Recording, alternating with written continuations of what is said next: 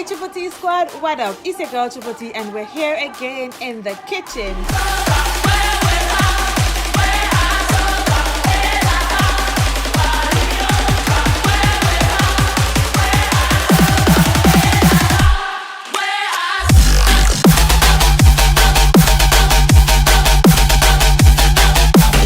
It's Vlogtober day 28, and as you all know, we're doing the Vlogtober challenge, which is hosted by Simple Carla Jones, Sassy Ren, and Tycoon M3 NBA. All the amazing content creators participating in this Vlogtober challenge, their links will be down in my description box, so just go on over their channel and check their channel out. For today's challenge, they challenge us to do a Bake With Me fall edition, and for my Bake With Me video, I will be making some apple pie for the first time. Yes guys, the first time I make apple pie, so bear with me and see what I can go on with it. So these are all my ingredients that I have laying out right here that I will be using to make my apple pie. We have some sugar, some sticks of butter, cinnamon, nutmeg, vanilla, and some salt, and the main ingredient of it all, we have this big bowl of apples. So we gotta make them useful. So to start off making the dough for the apple pie, we're gonna start with our dry ingredients. We're gonna put our flour, sugar, and salt into a bowl. I have 2 bowls here because we'll be making more than 1 apple pie. You see how much apple is here? We can't just make 1 apple pie with all these apples. So we're going to be using 2.5 cups of flour, and we're going to be taking that 2.5 cups of flour and pouring it into our bowls. After we put in the 2.5 cups of flour, we're going to go in and add a teaspoon of salt and a teaspoon of sugar. After all ingredients are in the bowl, you can just use a spoon and just stir it together, just that everything comes to a mixture. The next step in our process is to add our butter. So for this recipe, we're going to be using 1 cup of butter or 2 sticks of butter, and it has to be very cold. And we're going to cut up the butter into 1/2-inch cubes. So when we cut the butter into 1/2-inch cubes, it's better to blend it into the flour. So I'll be cutting up my butter into 1/2-inch cubes, and then I will be adding it to the bowl with my flour, and then I will be using a butter cutter, or as they call it, a dough blender, to blend my butter into my flour. So I will have to do this until the butter pieces, there's not much that you're able to see, and that they're in the size of maybe like a peas thereabout. So that's the size I'm looking for when I'm blending my butter with my flour. After I think I have achieved the correct consistency, I am going to be slowly adding some ice water into my mixture. And you also have to be careful that there is no ice cube in the water. So you're going to add a tablespoon at a time, and I'm going to start with about 4 tablespoons of ice water and just try kneading the dough and see what the consistency is like, if it's going to hold together. If the consistency is not holding together, you can just go in with more tablespoons of water, but just add like 1 tablespoon at a time, and then you go in and knead the flour and see how is it holding together, because you don't want to add too much water, as this will make the crust tough. So after you feel your dough is ready, you can take up your dough in your hand, everything is holding together. You're going to use the dough to make 2 discs. So you know this like CD disc here, that this to the matter, it's gonna shape that way there. So you're going to take the dough and put it on a clean, dry, flat surface and gather the mixture into a mound. So I basically was using my dough and make it into a flat dumpling.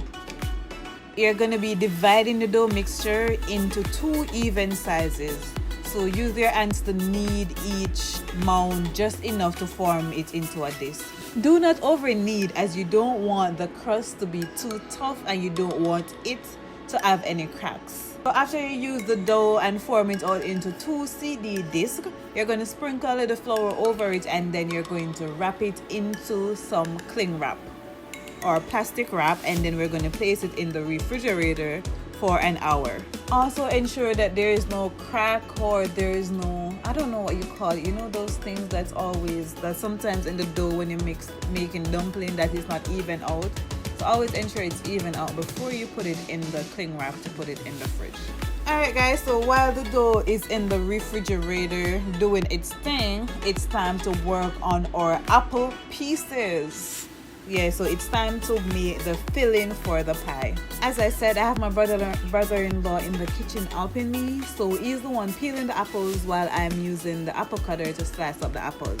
So we're just gonna slice up the apples, and it depends on how many pies you're making to know how many apples to use. So I'm just gonna be slicing up apples until I get the correct amount of apples I think we're gonna need for these pies. I think at the end of the day we came out with about 3 pies in total. Also, when you're slicing up the apples, you don't want some of the pieces to be too big or too thick. So we realized that some pieces were a bit thick, so we just cut them up in smaller pieces and put them in this big bowl. Alright, so next we're just gonna wash off all the apple pieces in water with some lemon juice. So after we wash off our apples in the lemon water, we're going to add the ingredients to make the filling.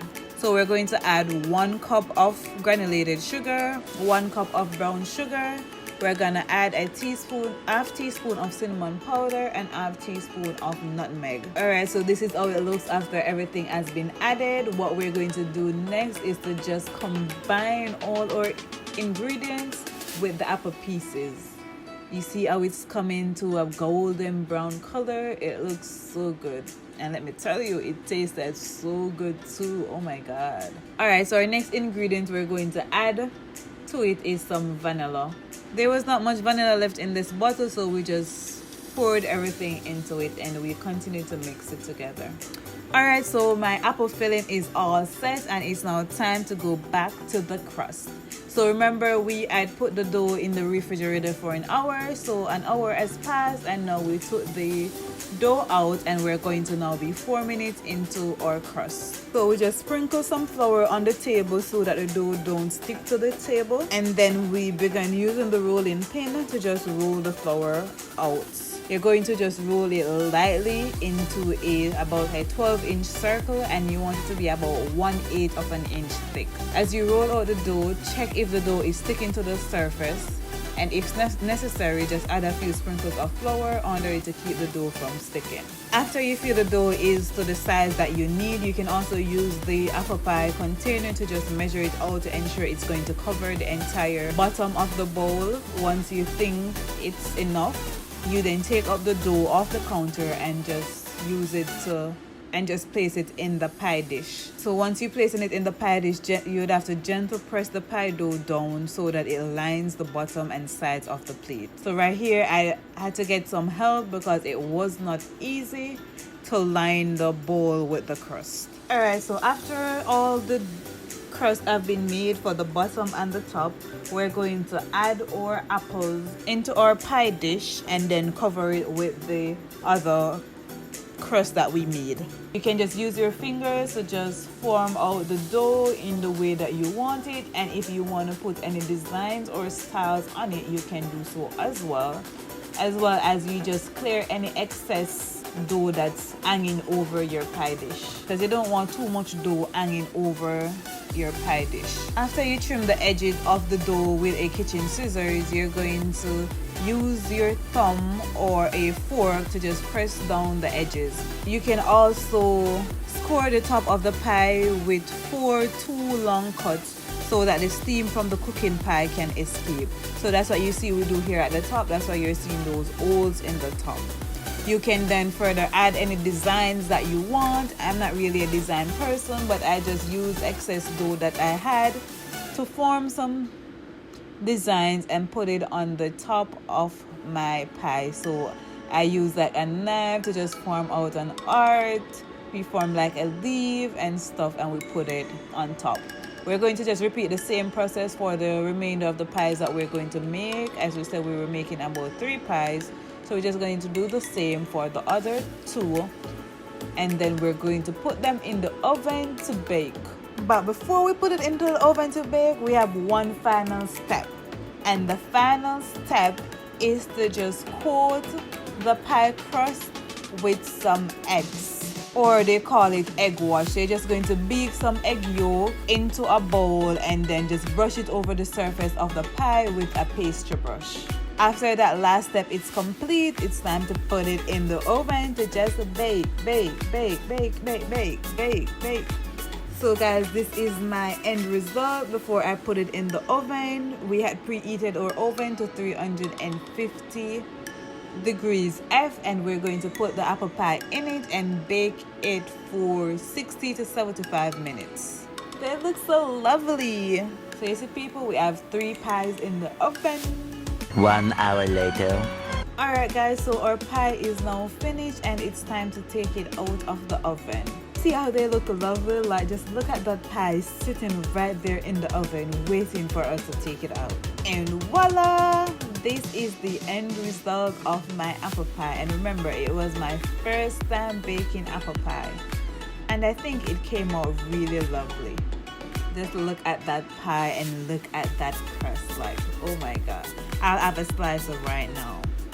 So this is the end of this video. Normally when we're eating our apple pie, we just have a slice with a little ice cream on the sides, and there's nothing better than that. So hope you all enjoyed this video. I hope you learned how to make an apple pie, and if you decide to try out this recipe and make an apple pie, just do a video or just let me know and let me know how it turned out. Thank you so much for watching this video. We've come to the end. Remember, this is a part of the Vlogtober challenge, and with that being said, we're out of here. Nisha said, must say, my dream is to eat some apple pie.